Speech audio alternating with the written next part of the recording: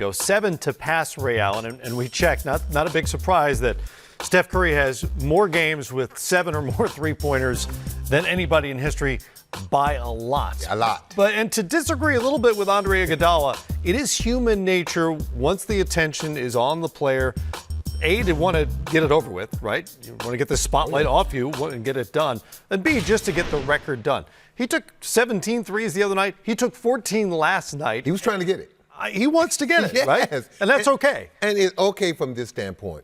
When he's making threes, this improves their chance of winning basketball games. So we understand that. So the two go hand in hand together. But to your point, look, they want to get this over quick, fast, and hurry so they can move on and continue winning basketball games because they understand the Utah Jazz are starting to figure out they're closing. Yep. Phoenix has been right there. And what you don't want to do, you don't want to let this record cost you the number 1 seed right now in the Western Conference because it's easy to get your judgment clouded because this is such a huge accomplishment. But when you look at the time frame in which he's going to break this record, I mean, in almost half the time that it took Ray Allen, half the game. Yeah.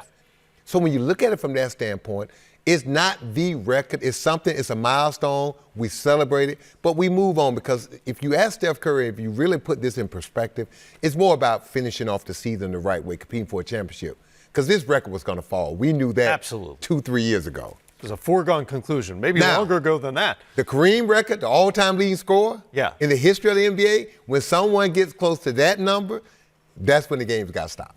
That is going to be interesting. Oh, yeah, that's going to be a showstopper. This is not the same thing as that. No. This is a big deal, certainly. It's a significant record. It's not the scoring title. Well, the three-point shot haven't been involved in the NBA from the inception. 79-80 was the first season. It was even in the NBA. And really, if you think, we've said this a million times, but it's really only come into vogue the last 20 years and accelerated the because last of 10 analytics years. in the game. I played with Reggie Miller. Yeah. The guy that's third on that list.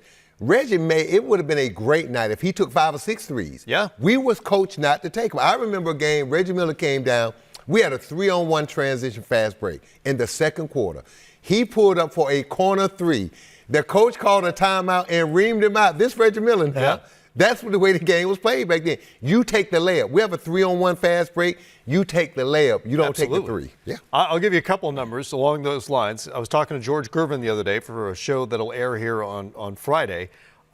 When the NBA adopted the three-point line, remember the Spurs had been in the ABA, so they had played with the 3, and then they had, I think, 4 years without the 3, came back to it. That first season, when the 3 was back in place, the Spurs as a team hit 52 all season.